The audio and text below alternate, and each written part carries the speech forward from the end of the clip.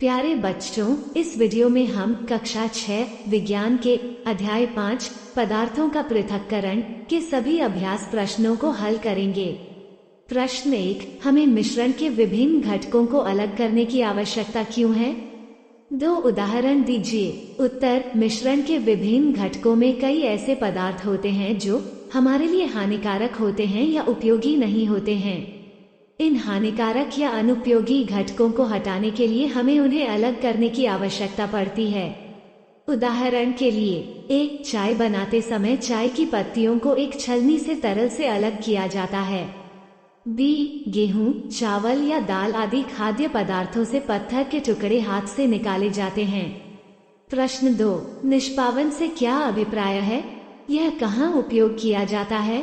उत्तर, जब अनाज के कणों में भूसे या अनाज कणों से हल्के पदार्थ की मात्रा बहुत अधिक होती है, तब हम इस मिश्रण को किसी खुले मैदान में ले जाकर तथा किसी ऊंची समतल स्थान पर खड़े होकर इस मिश्रण को प्लेट अथवा चौड़े मुंह वाले बर्तन पर रखते हैं और उसे कंधे की ऊंचाई तक ले जाकर थोड़ा सा टेढ़ा करके पकड़ते हैं ताकि मिश्रण धीरे धीरे नीचे फिसले।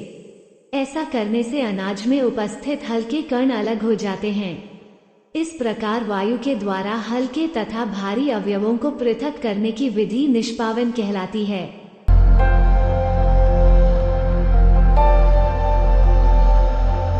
प्रश्न 3, पकाने से पहले दालों के किसी नमूने से आप भूसे एवं धूल के कण कैसे पृथक करोगे?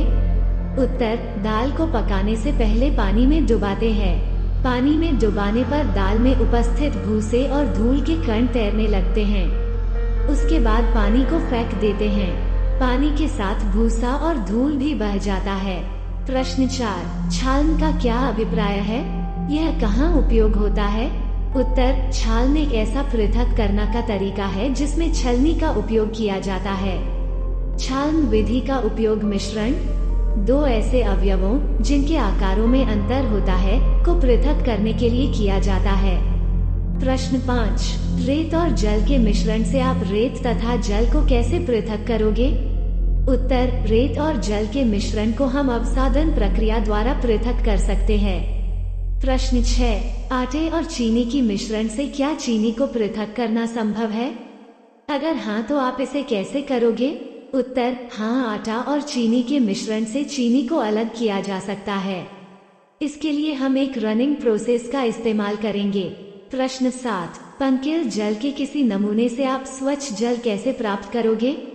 उत्तर, हम अगर पंकिल जल को फिल्टर पेपर के सहायता से निस्पंदन करके स्वच्छ जल प्राप्त करेंगे। प्रश्न 8, रिक्त स्थानों को भरिए। ए, धान के दानों को डिंडियों से पृथक करने की विधा डॉट को कहते हैं। यहाँ रिक्त स्थान में हम थ्रेशिंग भरेंगे। बी, किसी एक कपड़े पर दूध उड़ेलते हैं तो मलाई उस पर रह जाती है। पृथक्करण का यह प्रक्रिया डॉट कहलाती है। यहाँ रिक्त स्थान में हम निस्पंदन लिखेंगे। सी, समुद्र के जल से नमक डॉट प्रक्रिया द्वारा प्राप्त किया जाता है। यहाँ रिक्त स्थान में हम वाष्प भरेंगे। डी, जब पानकिल जल को पूरी रात एक बाल्टी में रखा जाता है तो अशुद्धियाँ तली के बैठ जाती है। इनके पश्चात स्वच्छ जल को ऊपर से पृथक कर लेते हैं। इसके उपयोग होने वाली पृथक्करण की प्रक्रिया डॉट को कहते हैं। यहाँ रिक्त स्थान में हम निस्तारण लिखेंगे। प्रश्न 9, सत्य अथवा असत्य। ई, दूध और जल के मिश्रण को निस्पंदन द्वारा पृथक किया जा सकता है। यह कथन असत्य है। बी, नमक तथा चीनी के मिश्रण को निष्पावन द्वारा पृथक कर सकते हैं। यह कथन असत्य है। सी, चाय की पत्तियों को चाय से पृथक्करण निस्पंदन द्वारा किया जा सकता है। यह कथन सत्य है। डी, अनाज और भूसे का पृथक्करण निस्तारण प्रक्रम द्वारा किया जा सकता है। यह कथन असत्य है। प्रश्न 10, जल में चीनी तथा नींबू का रस मिलाकर शिकंजी बनाई जाती है। आप बर्फ डालकर उसे ठंडा करना चाहते हैं। इसके लिए शिकंजी में बर्फ चीनी घुलने से पहले डालेंगे या बाद में? किस प्रकरण में अधिक चीनी घोलना संभव होगा? उत्तर, बर्फ को चीनी घोलने के बाद डालते हैं। बाद में डालने से चीनी की ज्यादा घुलने की संभावना है।